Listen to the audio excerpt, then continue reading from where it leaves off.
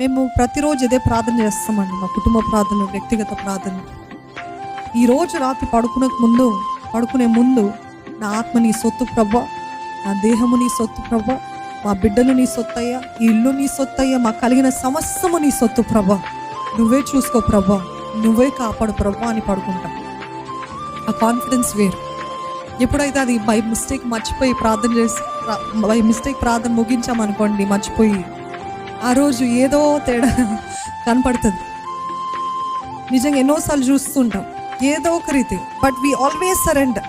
మా సమస్తము నీదే ప్రభా అని సమర్పించుకొని పడుకుంటే ప్రశాంతమైన నిద్ర, ప్రశాంతంగా ఉంటుంది.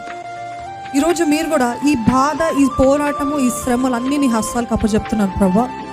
నేను లేసే కల్లా నాకు ఒక అద్భుత కార్యము జరిగించయ్యా అని ప్రార్థన చేయండి.